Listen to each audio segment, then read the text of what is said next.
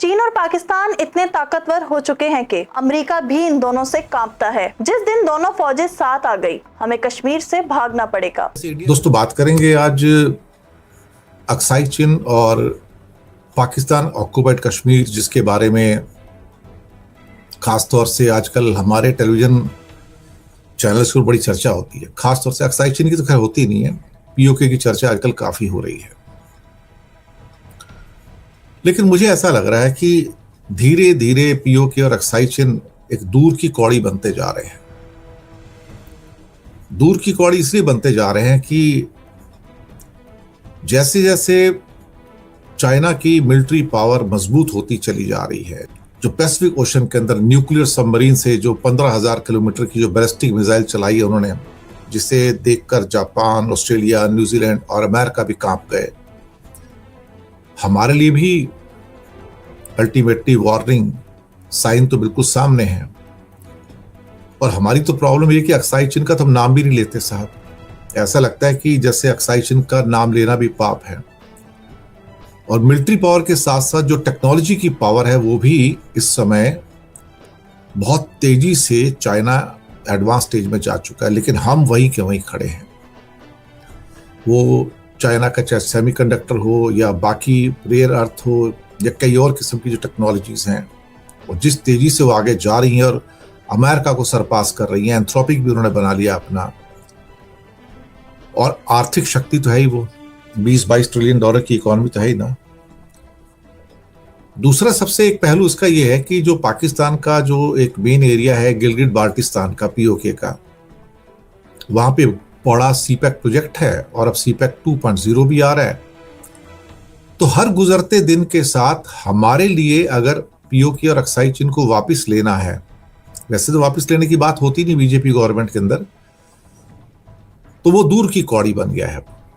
मुझे लगता नहीं कि वो अब निकट भविष्य में ऐसा कुछ हो पाएगा।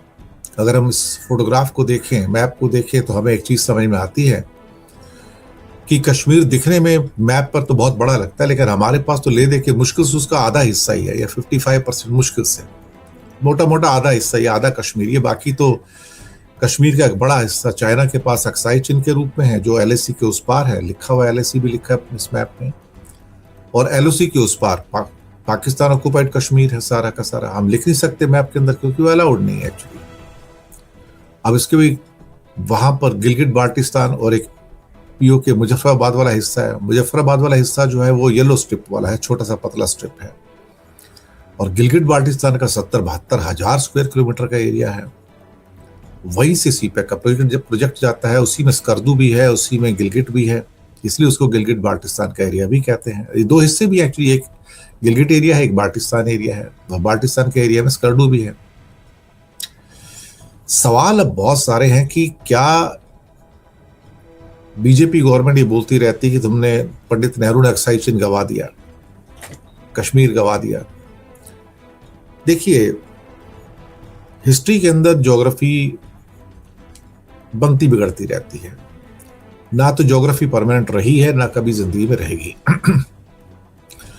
लेकिन चाइना की जो मिलिट्री पावर बढ़ रही है, और पीछे ऑपरेशन सिंदूर में हमने चाइना को पाकिस्तान के साथ मिलकर जंग करते देखा, और पूरा का पूरा क्या कहते हैं रियल टाइम इंफॉर्मेशन देते देखा, जैसे कि वो ईरान को देते रहे। तो उसको अगर ध्यान में रखा जाए तो इसका मतलब है कि हम एक अपोनेंट से तो जंग लड़ ही नहीं रहे थे ना, हम तो दो अपोनेंट से जंग लड़ रहे थे। ये तो सबको पता है। चाइना भले ऊपर से इनकार करे, लेकिन अंदर से तो सारी चीजें वही हैं।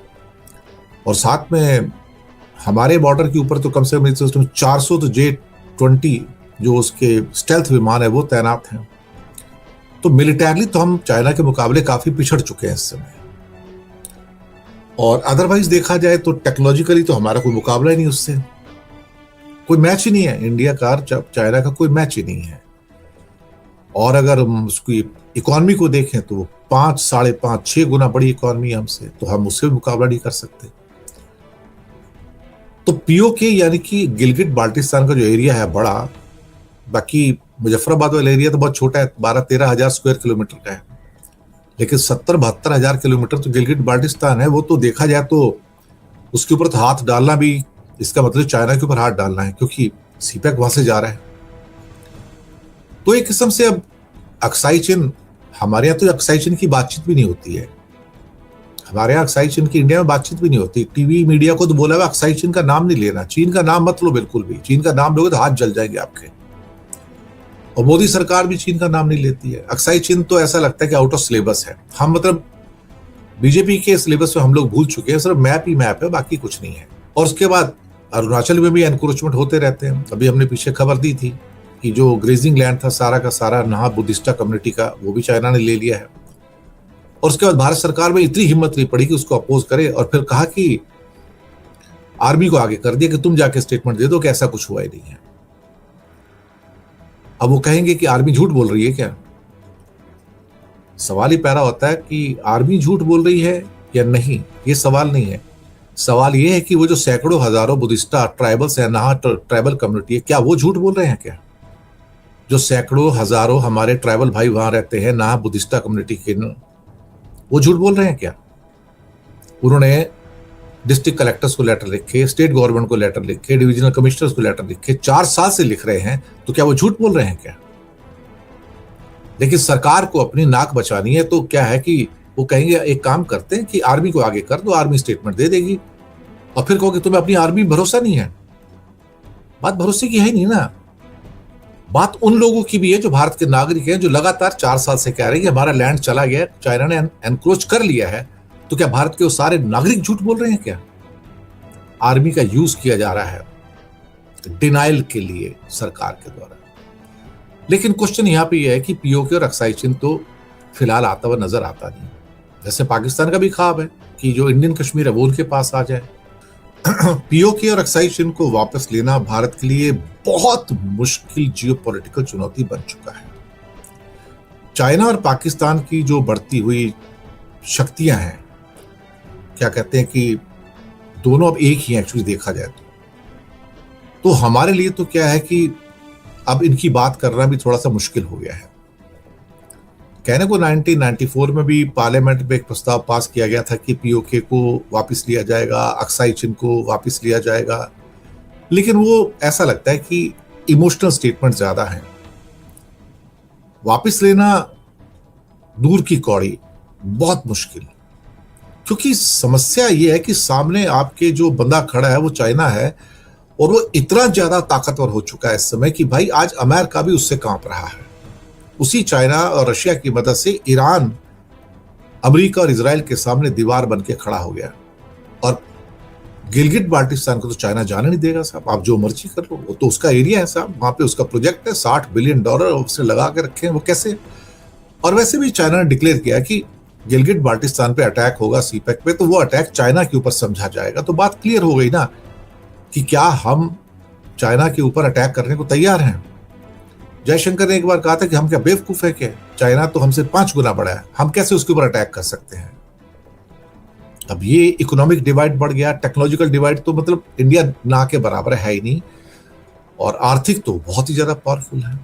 इंडिया तो भी $4 ट्रिलियन भी नहीं हुआ, चाइना $20 ट्रिलियन के ऊपर है।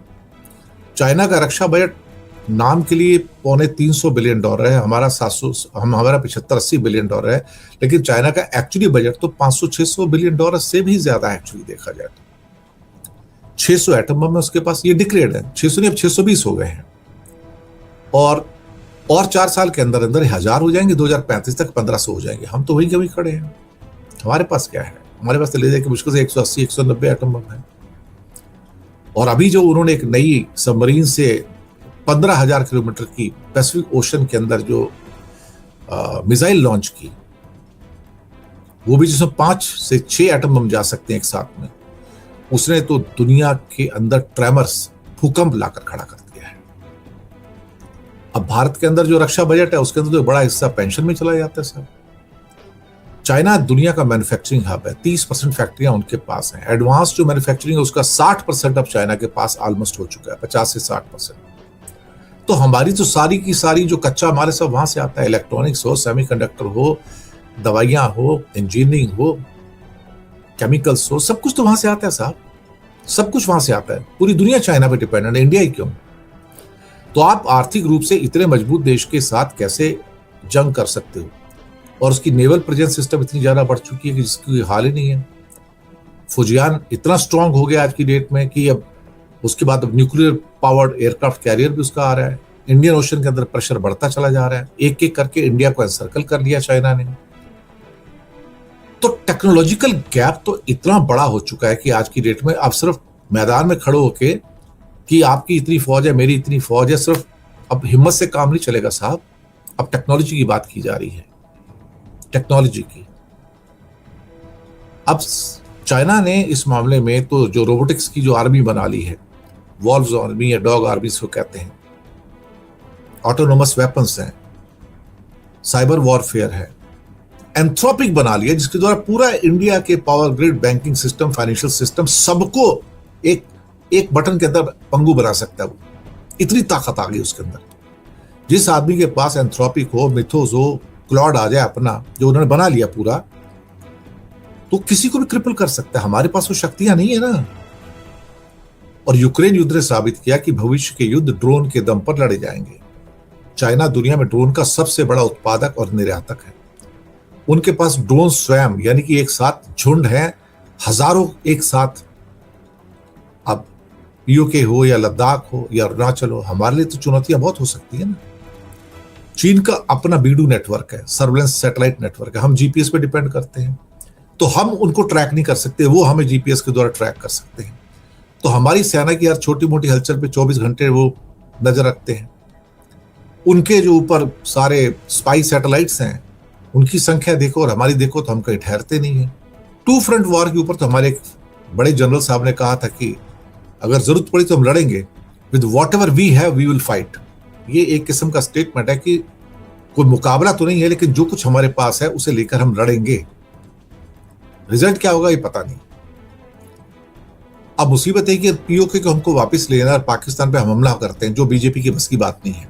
तो चाइना चुप नहीं बैठेगा, क्योंकि गिलगिट बाल्टिस्तान में सारा प्रोजेक्ट है सीपेक का, उसके ऊपर हमला होने का मतलब है कि चाइना कहता है कि मेरे ऊपर हमला है। और भारत अगर अक्साई चीन की ओर बढ़ता है तो पता लगता है कि हम वहां से भी घिर जाते हैं। फिर तो मुसीबत यह है कि अगर इंडिया एटॉमिक पावर है तो ये दोनों भी एटॉमिक पावर है। तो क्या एटॉमिक पावर आपस में इतनी लड़ाई कर सकते हैं क्या? चाइना ने लद्दाख और तिब्बत के एरियाज के अंदर ऑल वेदर रोड्स हैं, बुलेट ट्रेन्स हैं, टनल्स हैं, अंडरग्राउंड मिसाइल साइलोस हैं, हवाई पट्टियां हैं, हेलीपैड्स हैं, जाल बिछा दिया है। तो उनके तो भारी भरकम टैंकों को कुछ ही घंटों में ट्रेन के द्वारा वहां पहुंचाया जा सकता है। हम कैसे पहुंचेंगे वहां पर? फिर उनके पास ऑलमोस्ट 400-500 सिस्टम 5th जनरेशन के J-20 आ चुके हैं, J-35 भी हैं। अब रहा एक सीपैक की बात हुई, जहां से ये मामला बड़ा कॉम्प्लिकेटेड हो गया। सीपैक जो है ना, पूरा का पूरा बीआरआई का हिस्सा है और पीओके के बुनियादी ढांचे, डैम्स और बाकी चीजों में, इंफ्रास्ट्रक्चर में उसका बहुत इन्वेस्टमेंट है। चाइनीज इंजीनियर्स और जो सोल्जर्स हैं वो पीओके में मौजूद रहते हैं और वहां पर अपने जो स्ट्रेटेजिक एसेट्स हैं उनके, उसको बचाने के लिए वो किसी भी कीमत तक वहां पर क्या कहते हैं, तैयारी है उनकी। सवाल ही पैदा होता है कि पीओके के ऊपर अगर हमला होता है गिलगिट बाल्टिस्तान पे, तो चाइना पे हमला माना जाएगा, तब हम क्या करेंगे? आर्मी को पता है, आर्मी सक्षम है, लेकिन मुसीबत यह है कि हमारा मुकाबला एक 5-6 टाइम्स मोर पावरफुल एनिमी के साथ है। और दक्षिण एशिया में कोई भी पारंपरिक युद्ध जो होता है ना, बहुत तेजी से एटॉमिक युद्ध में बदल सकता है। अब सवाल ही पैदा होता है कि इस कंडीशन के अंदर हमारा मुकाबला सिर्फ पाकिस्तान से नहीं है ना, साथ में चाइना भी है। बाकी इंडिया की मदद कौन करेगा? कोई भी नहीं करेगा। क्या कोई डायरेक्ट हमको कोई मदद कर सकता है जंग में? कोई भी नहीं करेगा। अमेरिका नहीं, रशिया नहीं। रशिया का तो चाइना के साथ नो लिमिट एग्रीमेंट है। वैश्विक शांति की मांग हो जाएगी बस आम कि युद्ध खत्म कर दो, लेकिन युद्ध खत्म कहां होते हैं आज की डेट में? भारत के पास क्या विकल्प है, ऑप्शन क्या है? फिलहाल तो जो लॉस्ट ग्राउंड है हमारा, उसको वापस लाना, मैं ये तो नहीं कहूंगा नामुमकिन है, लेकिन शायद बहुत ज्यादा मुश्किल है। उसके लिए हमें इकोनॉमिक जाइंट बनना पड़ेगा। पहले चाइना पे डिपेंडेंस कम करनी पड़ेगी, हर स्ट्रेटेजिक चीज हमें पैदा करनी पड़ेगी, मिलिटरली हमको चाइना से ज्यादा पावरफुल होना पड़ेगा, इकोनॉमिकली और टेक्नोलॉजिकल भी ज्यादा पावरफुल होना पड़ेगा, नहीं तो इस एसिमेट्रिक वॉरफेयर के अंदर फिर हम उसकी मुकाबला नहीं कर पाएंगे। ये एक वो फैक्ट है जिसको शायद बहुत सारे लोग क्या कहते हैं कि पहचान नहीं पाते। दूसरी बात यह है कि हम ये कह सकते हैं कि हमारे पास ब्राह्मोस है या बाकी बहुत सारी मिसाइल्स हैं। देखिए साहब, हमारे पास जो मिसाइलों का जखीरा है और जो चाइना के पास मिसाइलों का जखीरा है, उसमें भी जमीन आसमान का फर्क है। तो अगर जंग थोड़ी सी लंबी चलती है तो क्या हम लंबे टाइम तक उन मिसाइलों के साथ कितने समय तक सस्टेन करेंगे, ये भी प्रॉब्लम है ना। अगर चाइना 10 से 20 हजार मिसाइलें लेके बैठा हो तो हमारे पास तो उतनी नहीं है, ये तो पक्की बात है। और यहां पे मैं अंडर क्वांटिफाई नहीं कर रहा हूं इंडिया को, मैं ये कह रहा हूं कि शायद इंडिया अभी, मुझे लगता है कि स्ट्रेटजिकली उस स्तर पर नहीं है कि जहां पर चीन के साथ डायरेक्ट लड़ाई मोल ले सके। पीओके और अक्साई चीन हमारा है, इमोशनल अच्छा है, लेकिन ग्राउंड पे तो कुछ भी नहीं है ना। हम कई बार कहते हैं कि हमारा नक्शा गलत दिखाया गया। हमने अभी बांग्लादेश में कोई इवेंट हुई, वहां भी हमारी जो राजदूत थी या सेकंड राजदूत थी, वहां पे जूनियर राजदूत जो होते हैं, उन्होंने कहा कि जो नक्शा दिखाया जा रहा है वो गलत है, यहाँ पर इंडिया का नक्शा ये ठीक नहीं है। ये देखो, ये कॉस्मेटिक चीजें हैं, इनसे कोई फर्क पड़ता नहीं है। फर्क इसलिए नहीं पड़ता क्योंकि जमीन के ऊपर वो हमारा हिस्सा हमारे पास नहीं है। वो जो हिस्सा है वो हमारे पास है ही नहीं, वो हिस्सा उनके पास है। अक्साई चीन जो है चीन के पास है, सबको पता है। पीओके का हिस्सा पाकिस्तान के पास है, और वहां भी गिलगिट बाल्टिस्तान जो बड़ा हिस्सा है, 80-85% वाला हिस्सा जो है, वो जो सारा हिस्सा है वो बेसिकली आज देखा जाए तो वो चीन के इनडायरेक्ट कब्जे में है। मैं आपको बताऊं, क्योंकि उसकी सिक्योरिटी चीन के पास है। तो फिर हमारे पास बचने का क्या साधन है इस टाइम? क्या कोई साधन मिलता है? क्या नहीं मिलता साहब। तो ये जो बीजेपी की बड़ी बड़ी बातें हैं ना, हम ये वापस ले लेंगे, वो वापस ले लेंगे, ये कहना आसान है साहब। जैसे इंडिया चाहता है कि पीओके आ जाए, पाकिस्तान चाहता है कि इंडियन कश्मीर उसके पास आ जाए। क्योंकि इसमें जो तीसरी कड़ी है ना, चाइना, ये बड़ा इंपॉर्टेंट है।